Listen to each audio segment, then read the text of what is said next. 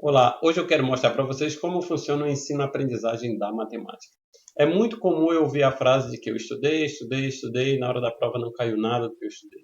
Ou eu passei um ano estudando e na hora da prova não caiu nada do que eu passei um ano estudando. Ou eu estudei todo o conteúdo, mas a prova não caiu o conteúdo que eu estudei. Não, isso não é verdade. Se você estudou um conteúdo para uma prova, na prova deve ter caído o conteúdo que lhe indicaram para estudar. Você não conseguiu identificar na prova aquele conteúdo que você estudou. E hoje eu vou mostrar para você por que isso acontece. Por que você passa um ano inteiro estudando para uma prova classificatória como o Enem e na hora da prova você não consegue resolver? Ou por que você passa o semestre inteiro estudando, o bimestre inteiro estudando e na hora da prova você não consegue resolver? Eu vou lhe mostrar como funciona o ensino da matemática e por que isso acontece com você. Para fazer essa explicação, eu peguei aqui uma matemática do sexto ano. Eu peguei um livro do sexto ano e vou mostrar para vocês o índice desse livro. Vou mostrar o que é trabalhado em cada capítulo e por que é trabalhado em cada capítulo e por que o aluno desse sexto ano aqui, quando chegar na hora da prova, ele vai achar que o que caiu na prova não foi o assunto que ele estudou. Eu vou mostrar por que isso acontece e vou mostrar nesse vídeo aqui para você, beleza? Mas antes de mostrar isso, eu vou explicar para vocês por que eu escolhi o sexto ano. Eu escolhi o sexto ano porque eu acho que é onde começa a entrar areia nos olhos. É quando você começa a não enxergar direito a matemática, é quando você começa a sentir mais dificuldade com a matemática. Do primeiro ao quinto ano, você aprende soma, subtração, multiplicação e divisão, e você aprende isso de uma forma muito simples, trabalhando com números inteiros, algum resto da divisão ali, mas é uma coisa muito simples. Você ainda não tem potenciação e radiciação, você ainda não tem frações, você ainda não tem decimais. Quase sempre do primeiro ao quinto ano, você aprende a matemática de forma mais básica, é um introdutório. Para não dizer que é totalmente simples, você precisa aprender do primeiro ao quinto ano a tabuada. E a tabuada é pré-requisito para você estudar o sexto ano. Se você chegou aqui no sexto ano sem saber a tabuada, você vai ter uma dificuldade muito grande para estudar o sexto ano, porque a tabuada ela é pré-requisito para você estudar isso aqui. Vale ressaltar que tem umas escolas que são mais apressadas que as outras. Tem escola que começa a ensinar a tabuada a partir do segundo ano, tem escola que começa a partir do terceiro, a partir do quarto. Assim como terão escolas que esse conteúdo que eu vou mostrar para vocês aqui será conteúdo do quinto ano.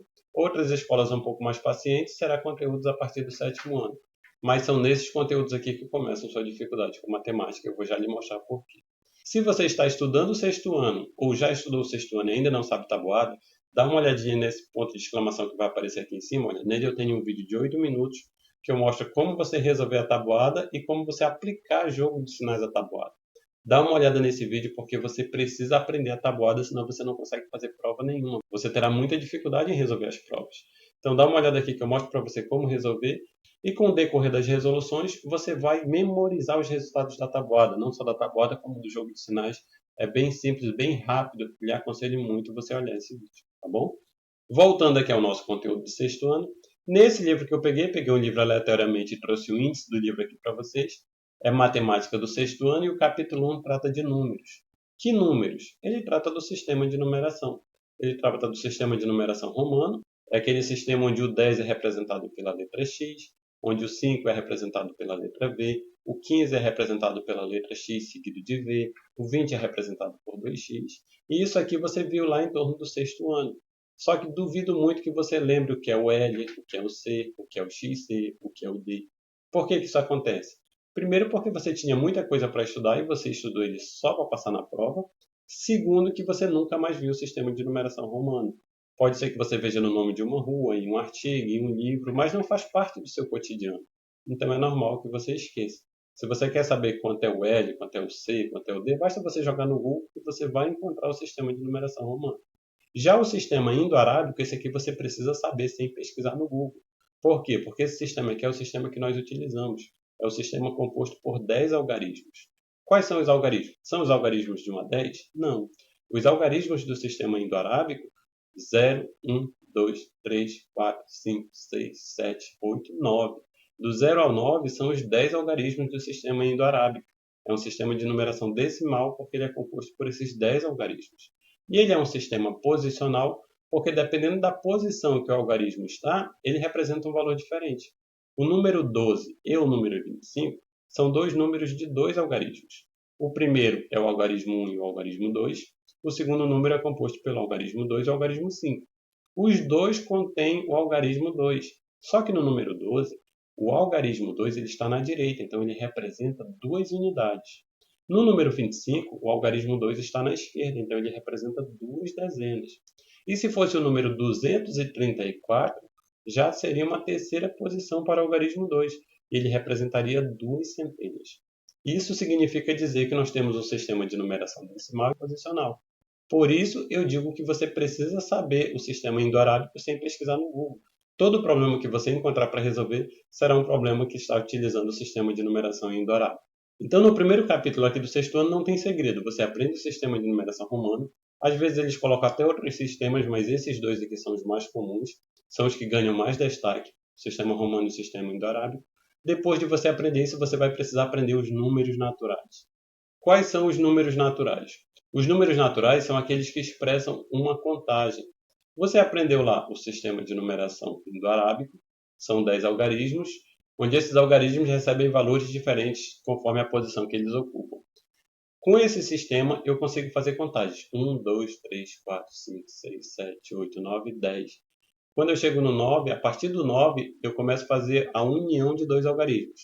10, 11, 12, 13, 14, 15, 16. E isso vai até o 99. Chegou no 99, eu faço a junção de três algarismos, que é o 100. Aí vai 101, 102, 103. Isso vai até o 999. Faço a junção de quatro algarismos. E essa junção, sempre acrescentando um algarismo a mais, me permite que os números naturais sejam infinitos. Eu posso fazer uma contagem de infinitos elementos. E perceba que sempre são valores positivos e inteiros. Eu ainda não estou trabalhando com o número 1,5, 2,5, 3,5, ou menos 1, menos 2, menos 3, menos 4. Não. Eu aprendi o sistema de numeração e agora eu estou aprendendo como utilizar esse sistema de numeração. Os números naturais, eu faço contagem com esses números naturais. Aí tem uma regra aqui dos números naturais, né, que ele tem um único sucessor, e eu acrescentei aqui que naturalmente ele terá um único antecessor, e também tem um único número que não é sucessor de nenhum outro. Esse único número aqui é o número 1. Pelos axiomas de Peano, que foi quem melhor definiu os números naturais, o primeiro algarismo do conjunto dos números naturais é para ser o número 1. Você verá em alguns livros que começam com o número 0, em outros livros começam com o número 1. Mas isso é um tema que ainda não é aqui do sexto ano. Por isso eu coloquei aqui apenas que tem um único número que não é sucessor de nenhum outro. Nesse caso aqui, vamos considerar o número 0, tá ok? Para você entender bem, 0, 1, 2, 3, 4, 5, 6. Eu começo uma contagem no 0 e a partir daí eu vou acrescentando os elementos. Um elemento, dois elementos, três elementos, quatro elementos. E assim você encerra o capítulo 1. Até agora você aprendeu o sistema de numeração posicional, o sistema de numeração decimal, e agora você aprendeu como utilizá-lo, você aprendeu os números naturais. Uma vez que você aprendeu isso, você já pode aprender agora as operações com os números naturais. Aprendeu como funciona o sistema de numeração e aprendeu o que são os números naturais. Então vamos fazer operações com esses números naturais. As operações com os números naturais, 4 operações básicas, é o que todo mundo diz. Eu coloco 6 operações básicas, porque tem também a potenciação e a radiciação, coisas que você não viu do primeiro ao quinto ano.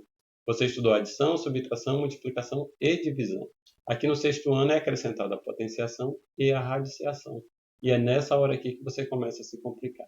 Por quê? A adição e subtração são operações inversas, multiplicação e divisão são operações inversas, potenciação e radiciação são operações inversas. O que é adição? Muito simples de compreender, não vou nem explicar. Subtração é a mesma coisa. Numa você soma, na outra você subtrai. Quando você vai multiplicar, aí aqui você já sente falta da tabuada, porque na multiplicação você precisa saber quanto é 6 vezes 8, quanto é 9 vezes 7, quanto é 6 vezes 5.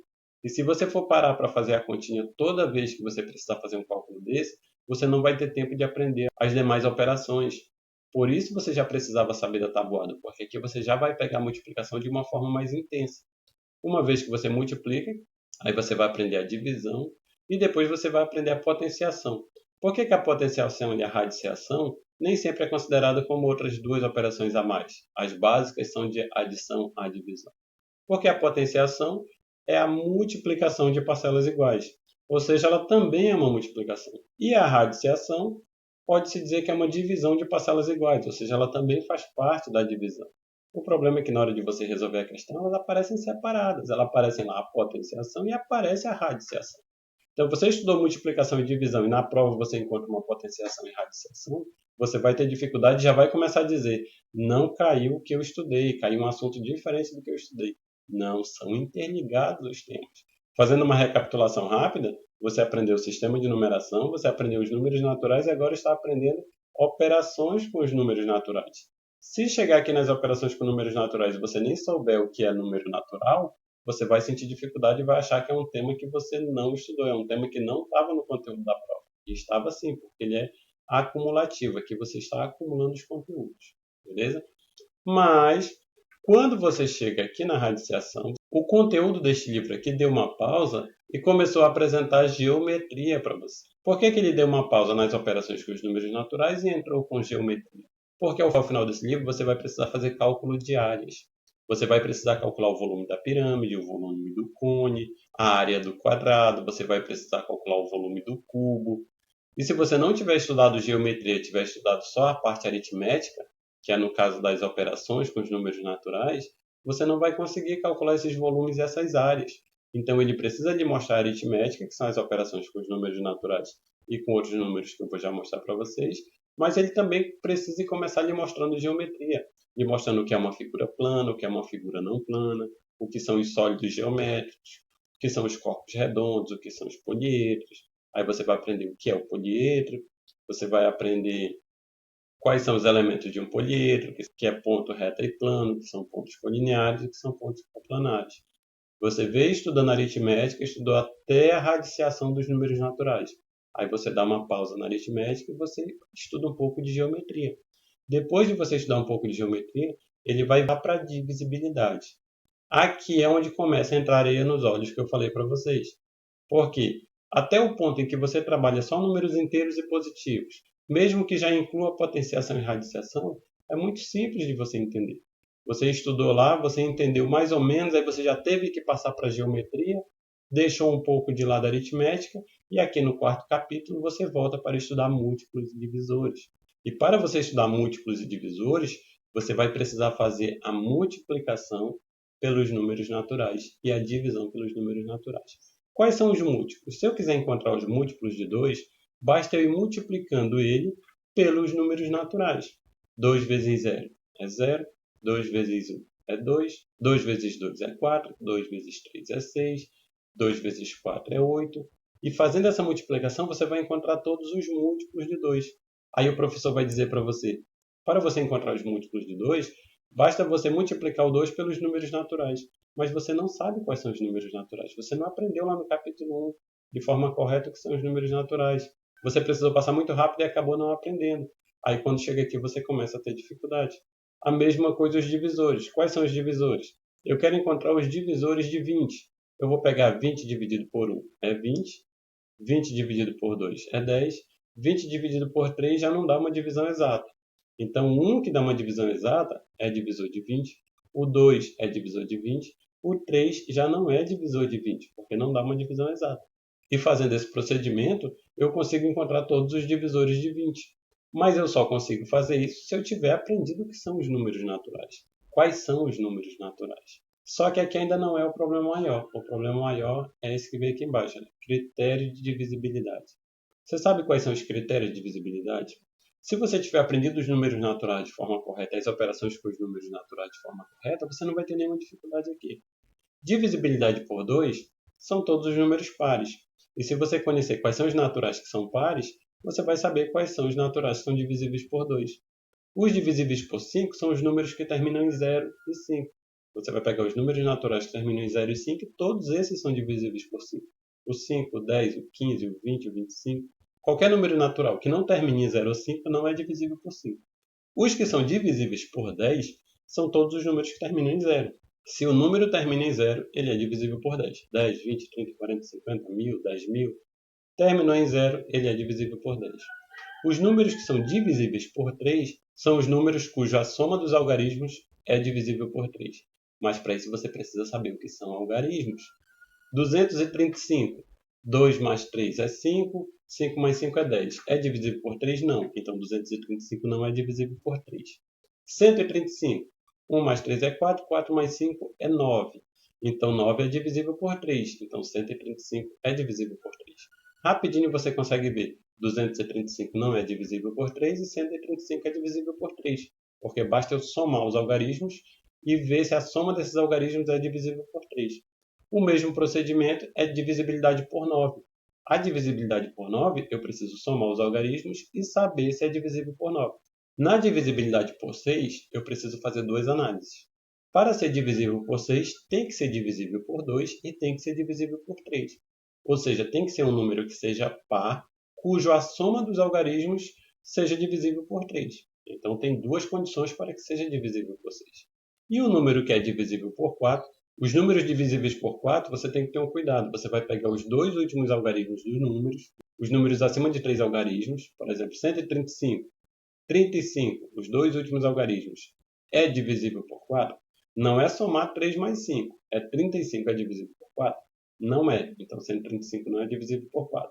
136 é divisível por 4? É, porque 36 é divisível por 4.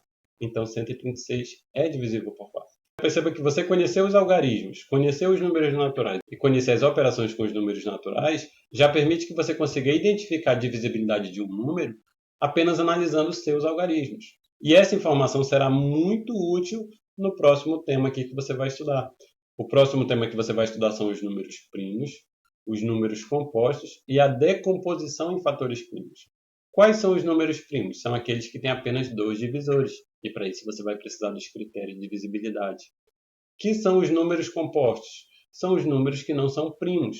São aqueles números que são resultado de multiplicações de números primos. Mas para você estudar os números compostos, você precisa saber o que são os primos e quais são os critérios de divisibilidade. Lembra que aqui em cima, olha, nós vimos os múltiplos, os divisores e os critérios de divisibilidade. Isso aqui é o que você vai utilizar aqui para estudar os números primos e os números compostos. E conhecendo os primos e os compostos, você vai fazer a decomposição em fatores primos. Você não vai ter dificuldade em fazer a decomposição de fatores primos. Mas se você chegar até aqui em decomposição de fatores primos e você não tiver aprendido o que foi estudado até aqui, você terá muita dificuldade com o máximo divisor comum e o mínimo múltiplo comum, MDC e MMC. Provavelmente você vai lembrar que você estudou isso aqui, mas não sei se você ainda sabe como resolver isso aqui. Sabe por quê? Porque você estudou isso aqui na marra. O próximo tema que vamos estudar de aritmética são frações. E para você fazer soma, subtração de frações, você precisa conhecer o MMC, você precisa encontrar o mínimo múltiplo comum, que é quando você vai encontrar o denominador comum entre duas frações. E se você não souber aqui o que é primo, o que é composto, o que é decomposição em fatores primos, é através dessa decomposição em fatores primos aqui que você vai encontrar o MMC.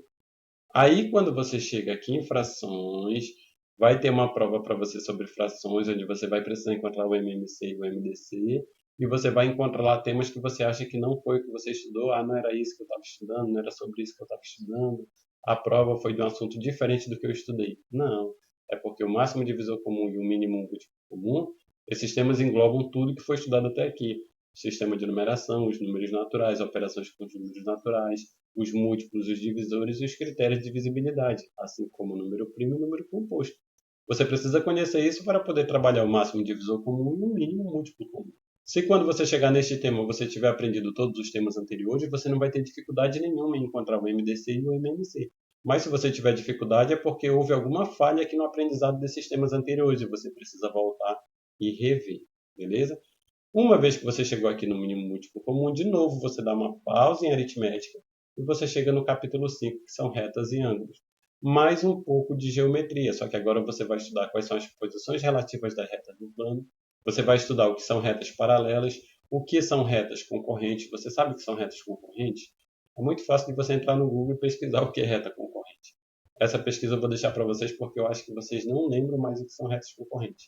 É bem simples, você só não sabe que tem um nome de concorrente. Aí quando você chega numa prova lá tem duas retas concorrentes RS, aí desenvolve todo o comando da questão, só que ele começa com duas retas concorrentes e você fica, o que são retas concorrentes? Você provavelmente vai saber resolver a questão, mas como você não sabe o que é reta concorrente, você não vai conseguir interpretar a questão, que é outra dúvida que todo mundo tem. Como eu faço para interpretar a questão? Para você interpretar a questão, você tem que saber do que ela está falando. E para você saber do que o comando está falando, você precisa conhecer os termos e os assuntos abordados na prova. Depois de você estudar retas concorrentes, você estuda semi-reta, você estuda segmento de reta, você estuda ângulo, ângulo e giro, medida de um ângulo, construção de um ângulo e tipos de ângulo. Os tipos de ângulo, esse aqui é outro que você precisa saber. Olha, aparece muito nos comandos das questões. o ângulo reto, ângulo agudo, ângulo obtuso e ângulo raso. Como esse aqui são 4 temas, eu não vou pedir para vocês pesquisarem. Eu vou explicar para vocês. O ângulo reto é um ângulo que mede 90 graus. O ângulo agudo é um ângulo que tem medida menor que 90 graus. O ângulo obtuso é o ângulo que tem medida maior que 90 graus. E o ângulo raso é o ângulo que mede o dobro da medida de 90 graus. Veja que todos os ângulos se baseiam pelo ângulo reto. O ângulo reto é o ângulo de referência. Então, você chama de reto o ângulo de 90 graus. Todos os ângulos menores que 90 graus são agudos. Todos os ângulos com medida maior que 90 graus são obtusos. O ângulo que tem medida igual ao dobro de 90 graus é o ângulo raso, que no caso é o ângulo de 180 graus. Isso aqui você precisa saber porque é outra coisa que aparece no comando. E se você não souber, você vai dizer que não conseguiu interpretar, quando na verdade você não conheceu o que é reto, agudo, obtuso ou raso. E depois você faz a construção de retas perpendiculares. O que são retas perpendiculares? São as retas que formam um ângulo reto entre elas. Se uma reta mede um ângulo de 90 graus com outra reta, elas são retas concorrentes que também são perpendiculares, beleza? Aí depois de você estudar de novo um pouco de geometria, você volta à aritmética. Qual é a aritmética? Agora você vai estudar os números racionais na forma de fração. E aqui é o ponto crítico do seu estudo do sexto ano. Se você tiver aprendido todos os temas anteriores de aritmética, quais foram os temas anteriores? Sistema de numeração, números naturais, as 6 operações com os números naturais.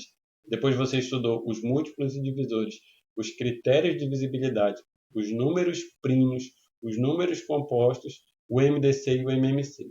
Se você aprendeu esses temas, você não vai ter nenhuma dificuldade daqui para frente. Não entrou areia nos olhos, você está vendo tudo perfeitamente e dificilmente você terá dificuldade no seu estudo da matemática. Mas se você não aprendeu corretamente esses temas anteriores, que foram dados nos capítulos anteriores, aqui você se enrola todo.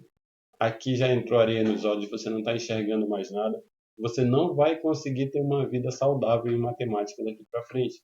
Por quê? Porque agora você começa a estudar frações. Você vai estudar frações, frações equivalentes, simplificação de frações, comparação de números em forma de fração. E você não vai ter dificuldade em entender o que é fração. Você vai ter dificuldade em operar as frações. Por exemplo, fração. Eu tenho R$3 e vou dividi-lo em 3 partes iguais. Se eu tenho R$3 e divido em 3 partes iguais, eu terei 3 moedas de R$1. Cada moeda dessa representa 1 de 3, ou seja, uma moeda de 3 moedas que eu tenho. E isso é 1/3. Você consegue entender isso perfeitamente. 1/3 de R$3, uma parte de 3. Se eu junto 2 moedas de R$1, eu tenho 2 partes de 3, é 2/3. Você entende isso perfeitamente. 2/3 de R$3. Se eu pegar esses mesmos R$3 e dividi-lo em 6 partes iguais, eu terei 6 moedas de 50 centavos. Isso você entende perfeitamente. Eu pego uma moeda dessas, eu terei uma parte de 6. Eu terei 1/6 de R$3. Você entende? Se eu pegar 2 moedas dessas, eu terei 2 moedas de 6. Eu terei 2/6, que representam R$1, que são 2 moedas de 50 centavos. Você entende isso perfeitamente. E quando eu falo em frações equivalentes, é eu dizer que se eu pegar uma moeda de 3 partes, eu peguei meus R$3 e dividi em 3 partes, eu tenho uma moeda de R$1. Se eu pegar os R$3 e dividir em 6 partes, eu teria uma moeda de 50 centavos. Se eu pegar 2 moedas dessas, ou seja, 2/6, ela também valerá R$1. Então, se eu dividir em 3 partes e pegar 1 de 3, ou dividir em 6 e pegar 2 de 6, em ambos os casos eu tenho R$1, porque uma moeda de R$1 tem o mesmo valor que 2 moedas de 50 centavos. E você vai conseguir entender isso perfeitamente. Eu colocando isso numa folha e escrevendo isso para você, você vai entender isso perfeitamente. Você vai saber o que é fração. E nesse caso de eu ter uma moeda de R$1 ou 2 moedas de 50 centavos, eu tenho 1 de 3 ou 2 de 6, são frações equivalentes, que me permitem fazer simplificação de frações. Esse conceito de frações, frações equivalentes, simplificação de frações e comparação de números em forma de fração, você consegue entender perfeitamente. Você não vai ter dificuldade. Você vai estudar, você vai entender, você vai achar que está preparado para a prova e quando chegar na hora da prova, o que vai acontecer? Vai aparecer operações com números racionais na forma de fração, ou seja, operações com frações. Você vai precisar fazer soma, subtração, multiplicação, divisão, potenciação e radiciação. O problema é que frações é um número composto por 2 números naturais, um no numerador e um no denominador. Se você não aprendeu os temas anteriores, as operações com os números naturais, Como que você vai fazer operações com frações? Como você vai encontrar o MMC? Como você vai encontrar o MDC? Como você vai fazer potenciação do número natural? Como você vai fazer radiciação do número natural? Você não vai conseguir fazer. E você vai achar o seguinte: eu estudei frações, eu sou craque em frações, entendi tudo de frações, mas na hora da prova caiu um assunto que eu não estudei. Não, não caiu um assunto que você não estudou. Na verdade, caiu operações com frações que, para você resolver as operações com frações, você precisa saber resolver as operações com os números naturais. É por isso que eu disse que quando chegou aqui, ou você está com os olhos bem abertos e nunca mais vai ter dificuldade com matemática, ou você está com areia nos olhos e não está enxergando mais nada de matemática. Vai ser uma dificuldade atrás da outra. Porque agora é acumulativo, você não vai conseguir voltar lá. Ou você pega seu livro e volta lá para estudar sozinho, ou você vai passar o resto da vida com essa dificuldade. E acredite, chega gente no ensino médio, na graduação, na pós-graduação, com dificuldade nesses temas aqui. E não sabe por que passa o ano estudando e não consegue passar na prova. Não sabe por que passa um ano no cursinho pré-vestibular, compra cursos preparatórios e mesmo assim não consegue ser aprovado na prova. Porque quando chega na hora da prova é um misto de todos os conteúdos. Então não adianta você estudar fração se você não sabe as operações básicas que você precisa para resolver as operações com frações. Entendeu? Mas se você estiver estudado de forma correta os temas anteriores, se você aprendeu e desenvolveu, aqui você não terá dificuldade nenhuma. Assim como o próximo tópico, números racionais na forma decimal e operações. Número com vírgula, número na forma decimal, representações decimais, comparação de números racionais na forma decimal, reta numérica, operações com números na forma decimal. Perceba que em todos os casos você vai estudar adição, subtração, multiplicação, divisão e potenciação. E o que vai estar mudando é apenas o tipo dos números. Você vai estudar os naturais, depois você vai estudar essas operações nas frações, depois você vai estudar essas operações nos números decimais. Mas em todos os casos, número natural, fração ou número com vírgula, todos são compostos pelos algarismos lá dos naturais. 1, 2, 3, 4, 5, 6, 7, 8. Vai mudar um pouco as regras, mas essas regras não são difíceis de você compreender. As regras de resolução de frações e de números decimais não são difíceis de você compreender. Você só não vai conseguir resolver se você não tiver aprendido os temas anteriores. Porque aqui, olha, o número com vírgula é 1,5, 2,5, 3,4. Número na forma decimal são esses números aqui. São os números onde aparecem as dízimas. Representações de decimais equivalentes. É igual como eu falei para vocês, frações. Você vai comparar quais são os números que têm o mesmo valor. Comparação de números racionais na forma decimal. Você vai comparar qual que é maior que o outro. Você vai aprender a fazer essa comparação. E a reta numérica é onde você consegue identificar onde está localizado 1,5, por exemplo. Você coloca numa reta o número 1, o número 2, e entre esses dois números, no ponto médio deles, estará 1,5. Você consegue identificar a posição de todos esses números decimais na reta numérica. Depois você aprende as operações com os números decimais, representação decimal de frações e a porcentagem. Aqui no capítulo 9 você já começa a ver os polígonos e poliedros. Você aprende o que é uma linha poligonal, o que é interior, exterior e convexidade, que são os polígonos, o que é convexo e não convexo, os elementos de um polígono, classificação dos polígonos, triângulo, elementos de um triângulo, classificação dos triângulos, construção dos triângulos, propriedade triangular da rigidez, o que são os quadriláteros, classificação dos quadriláteros, paralelogramos em destaque, planificação dos poliedros, prisma, prisma reto, prisma oblíquo, prisma paralelepípedo, classificação das pirâmides, pirâmide reta e pirâmide oblíqua. Perceba que lá no início, em geometria, você começou estudando o que são pontos, retas, o que é um plano, o que é um não plano. Quando chega aqui no capítulo 9, você já está estudando figuras.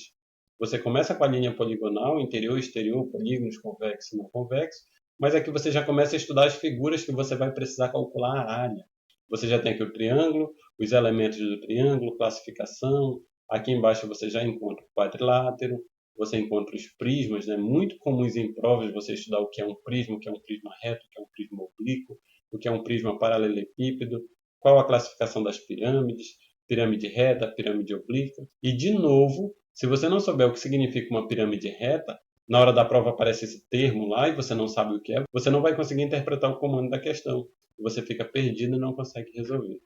No capítulo 10 é onde eles juntam tudo, né? Comprimentos e áreas. Aqui você sabe o que é metro, transformação de medidas, perímetro, medir superfície, metro quadrado, medidas agrárias e áreas de superfície triangular. Aqui você junta a aritmética e a geometria, porque quando você pega o metro, você está pegando uma medida que você está utilizando os números naturais para fazer essa medida. Quando você faz transformação de medida, é porque você pega esse metro aqui e encontra os múltiplos e submúltiplos. O perímetro você já está calculando o perímetro de uma figura. Você está utilizando os números naturais para fazer a contagem do tamanho dessa figura. Quando você vai medir superfícies, aí você já está calculando área. Você vai usar as operações que você aprendeu lá sobre multiplicações aplicadas às figuras que você aprendeu. Você aprendeu o que é um quadrado, agora você vai calcular a área desse quadrado e para isso você vai utilizar a aritmética que você aprendeu. 1 metro quadrado aqui é a unidade de medida que você utiliza para calcular essa superfície. Então, nesse capítulo aqui, você vai juntar tudo que você viu até agora. Você vai juntar a aritmética que você aprendeu com as figuras que você aprendeu. E isso estará no comando de uma única questão, assim como vai aparecer no Enem ou na prova do concurso. Quando você olha nos assuntos que serão abordados no concurso ou na prova do Enem, está lá que você precisa estudar comprimentos e áreas. Aí você pega o livro, você vem aqui no capítulo 10 e estuda comprimentos e áreas. Você não vai entender nada quando chegar na prova. Porque para você estudar comprimentos e áreas, você precisa ter visto os números naturais, operações com os números naturais, as frações, operações com frações, decimais, operações com os decimais. E também terá que conhecer as figuras. Você terá que saber o que é um triângulo, o que é um poliedro, o que é um retângulo, o que é uma pirâmide, o que é um prisma, o que é um trapézio. Você precisa dessas informações. Não adianta você vir aqui no capítulo 10 e estudar só o capítulo 10. Você vai entender todos os conceitos, mas quando chegar na hora de você resolver a questão, você não vai conseguir. E por fim, isso aqui é quando ainda dá tempo, porque como você viu, são 10 capítulos já estudados aqui no único ano, no sexto ano. Se ainda der tempo, você pode olhar as outras unidades de medida, que são medidas de tempo, medidas de volume, que é você saber qual é o volume de um cone, por exemplo, cai muito em provas classificatórias. Você precisa aprender o metro cúbico, que é a unidade de medida do volume, unidade de medida de capacidade, e você vai aprender a comparar volume e capacidade. Então veja, aqui neste livro do sexto ano, você começa estudando o sistema de numeração e termina fazendo comparação de volume e capacidade. Tem uma distância muito grande entre o sistema de numeração e a comparação entre volume e capacidade, e tudo isso é dado em um ano só. Tudo isso é dado de forma muito rápida, de forma muito acelerada.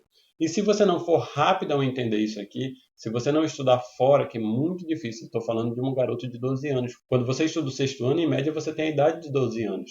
Você ainda não tem essa preocupação de estar estudando. Você sai da escola e vai para casa revisar o conteúdo para aprender de forma correta, para que você não sinta falta desse conteúdo. O que acontece é que você não faz essa preparação fora da escola, você passa do sexto ano com um déficit muito grande nesses conteúdos que eu mostrei para vocês, e daí para frente é só prejuízo.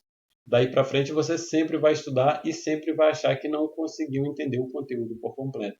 Por quê? Porque o conteúdo que vem a seguir, ele faz uso do conteúdo anterior. E se você não estudou o conteúdo anterior de forma correta, você vai ter muita dificuldade no seu próximo conteúdo.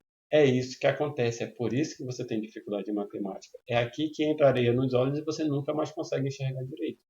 Então, voltando aqui no início, aqui no primeiro capítulo, onde é abordado os números e os sistemas de numeração, o meu conselho, se você tem dificuldade em matemática, procura o livro do sexto ano. Se não estiver no sexto ano, procura onde estão esses temas aqui. Pegue o sistema de numeração, pegue os números naturais, as operações com os números naturais e estude de forma completa esses conteúdos. Não adianta você entrar em cursinho preparatório, não adianta você passar um ano estudando, não adianta você comprar apostilas e apostilas se você primeiro não estudar isso aqui. Estude números, sistema de numeração e operações com os números naturais. Depois você vai para os números em forma de fração e de novo estuda as operações com os números em forma de fração. Depois vai para os números decimais e estuda as operações com os números decimais. Os números em forma de fração e os números decimais são os que chamamos de racionais.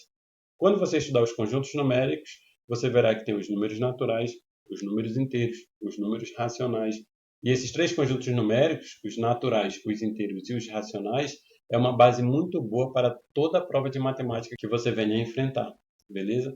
Eu fiz esse resumo do sexto ano, vou fazer o mesmo com o sétimo ano, oitavo ano e nono ano.